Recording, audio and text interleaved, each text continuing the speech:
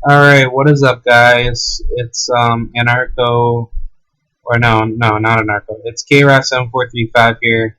I'm back at it with another sports talk.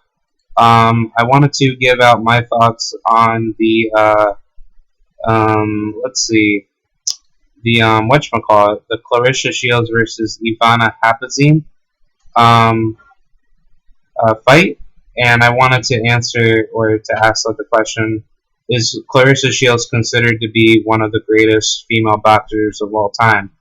And do I think she's that good of a fighter? First, I'm going to break down the fight. I think that she did pretty decent. I think she had a little bit of downfalls in the fight where she wasn't being too I guess calm with her punches. She kind of definitely left herself a little bit open for Ivana to catch her. But even with Ivana, she definitely needed to fix a couple of things with her jabs. And honestly, I think Ivana, if she had done that, she would have easily had won the fight, because Claressa, what she likes to do, she likes to attack with the body. So I personally think I'm not really that knowledgeable in boxing, but I've done Taekwondo, and I know how to utilize punches. So yeah, I actually do know how to fight. But most people who are pros would say if someone's a body puncher, the best way to expose a body puncher is utilize a jab. And I think if Ivana had did that, she would have easily caught Claressa. And then if Claressa had done had thrown more hooks and I guess haymakers at Ivana, Ivana should have possibly countered her punches, and then she would have been able to catch Claressa with a good shot. But I think really that's what led Claressa to see those weaknesses out of Ivana, and Ivana, she basically got exposed by Claressa because Claressa easily just took advantage of what she saw. So overall, she dominated Ivana. The scorecards was I think 98 to 88 or something. She was definitely dominating the whole fight. She dropped Ivana in round 6, which was decent. But I think Claressa was really trying to go for the knockout, so she was trying to utilize as much talents and skills to try to take Ivana out of there. But overall, the fight itself definitely had some ups and downs. I saw Claressa definitely had the upper hand a couple rounds, and Ivana, she could have easily done her thing too, but like I said, she wasn't fully committed in her punches, and she wasn't giving it her all, and that's what led to Claressa winning the whole fight. See, now, my question, or the question that people would probably ask me: do I think Claressa Shields is considered to be one of the greatest women's boxers of all time? And she is now considered to be the fastest, or one of the fastest female boxers ever to win 3 titles in the span of 10 fights. See, now, I don't really value women's boxing because I made a video talking about why women's boxing is in decay. And if you guys want to go see that, just check it out on my channel. I talked about it, and I gave out actual facts about why, why I believe women's boxing is not at the level with men. But how I see it is that when you're a fighter, you want to fight names. You don't want to fight for titles. You want to fight people that you beat. And how I see it with women's boxing is that there's not enough names that I can consider to be true names in the sport. See, now, a lot of women would probably say, well, that's just disrespectful because you're not actually representing for women and you can't understand boxing until you've tried it. And I don't think that's true. I think fans have a say in what goes on in the boxing ring because the fans is what gives you your paycheck, but then again, it's also the credibility of what the fans could believe to make you you know, known as a notable person. So it's also notability as well. But for Claressa, the people that she's fought are not really decent fighters. I mean, the only decent fighter I can call decent is Franchin Cruz. And Franchin, she's decent. She's pretty good. I think she can really throw down. But do I think that she could really fight someone around her weight? Like a man? No. And same thing with Claressa. Claressa, she's only the face of women's boxing because the boxing promoters that she probably is linked up with gives her good fights, or not even good fights. She's not really making that much. She's only making less than, like, I think $800,000, but that's just estimated because you still have to level out all of like the training costs, all of the crazy state regulations and taxes that you have to do to relicense your boxing. I guess like permission slip to get inside the ring, but I'm using that word abstractly because of the state gets involved a lot with boxing. But when you really think about it, it's like women's boxing is not going anywhere. When you look at the ratings, women's boxing is down. And the problem is that women, they don't have the urge to get inside the ring like men do. And I think this is mainly due to just nature. In nature, men see fighting as more like a natural hobby. And granted, women, they could fight, but I don't see the average woman thinking about knocking a girl out because it's not, in a girl's mind to go out of their way and start fighting, other girls, for a living. But I just see it like this. The market answers to where the people follow, but the money. And I think that when it comes to men and women for fighting, men tend to have a more popular attraction to fight versus than women. And with Claressa Shields' resume of who she's really fought, I can't say she is technically the greatest woman of all time. Because if you were the greatest woman of all time, you would have more opponents that are tougher. I mean, the 5 fighters that people would probably bring up to me to say, okay, what about Hannah Gabriel? What about Nikki Alder? What about Tori Shonov Williams? What about, who's the other one? Shit, I don't know who the other one is. Christina Hammer, yeah, Christina Hammer.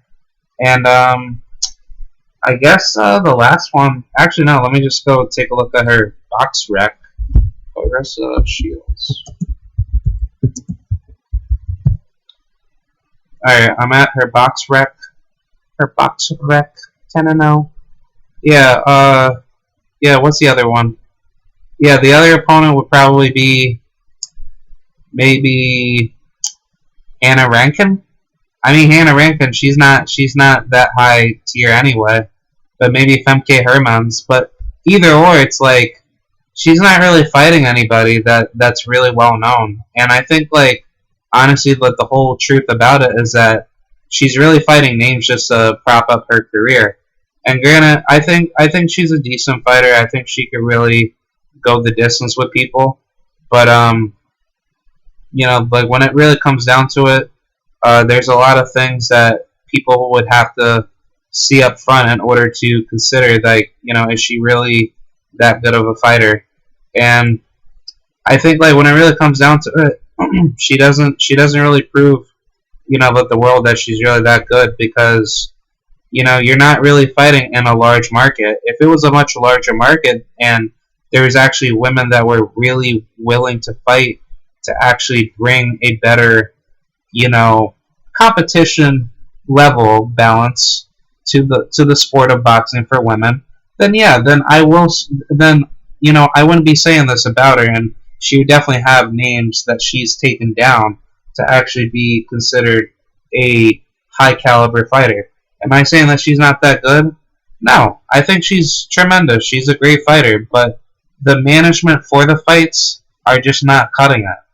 Yes, I understand, Ivana, she's good, but it's not to the level of what we can really consider good or not good. It has to be Where are the resumes? Where are the recent champions? Where are the amount of women that are in her weight class, or vice versa, any female's weight class, that can give girls the opportunity to fight more and actually get their records up more and to become a more credible and notable fighter? And that's why that I disagree that she is not the greatest women's boxer of all time. Layla Ali, she had pretty much the same thing. She was fighting nobodies. The only real people that she's really fought was Jackie Frazier, but she was old. And Layla, she was young. So that's really what Claressa's doing. She's fighting like semi-old women.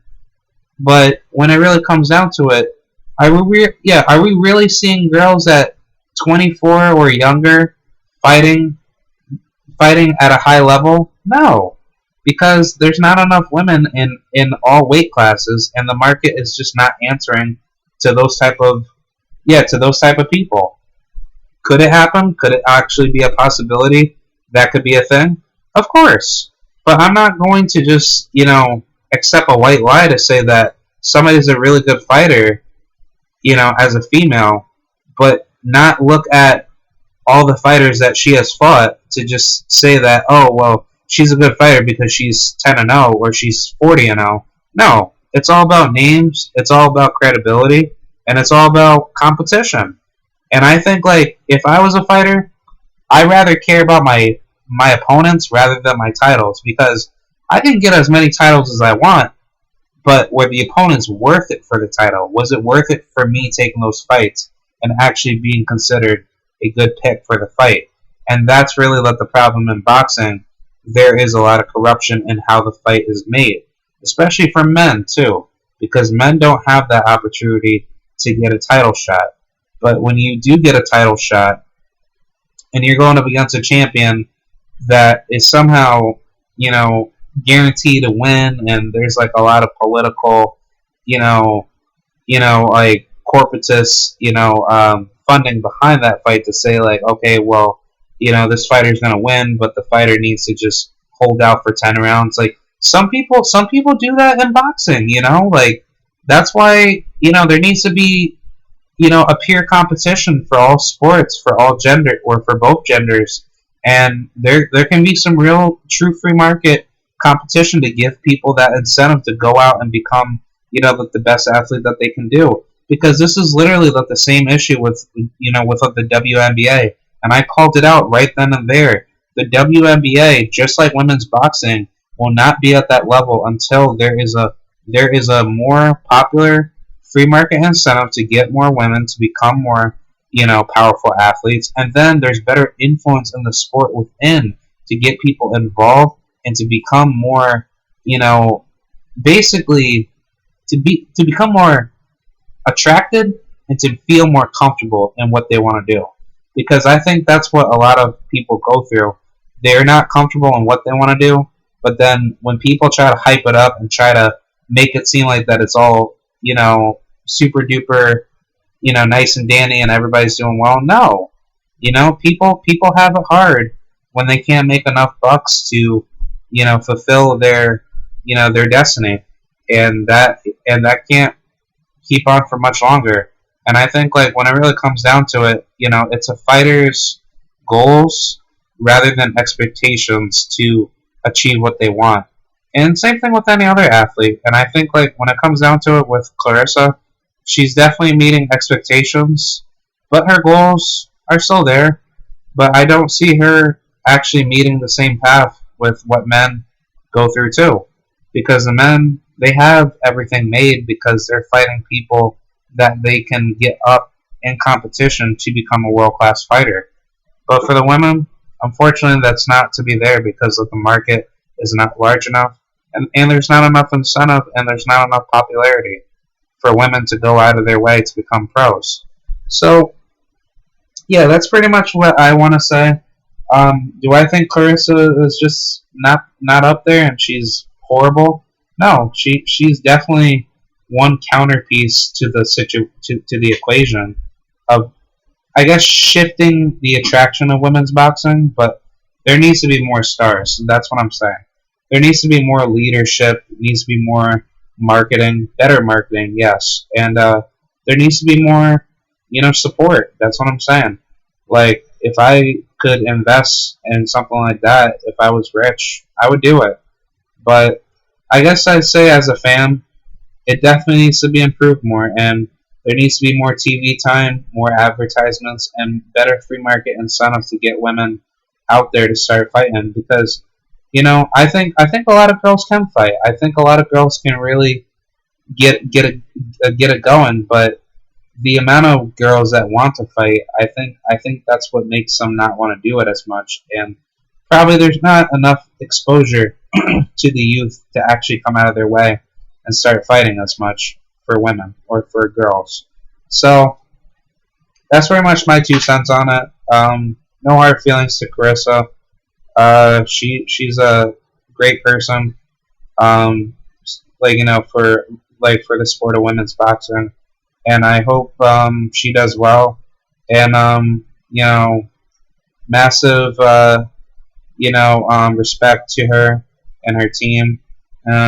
Same thing with her lost opponent Ivana. I hope she gets back and she does what she needs to do to probably become a world champion and hey, maybe get another rematch and probably do better on in the next fight with Claressa. But other than that, that's just my 2 cents. I'll see y'all later and peace out. Bye.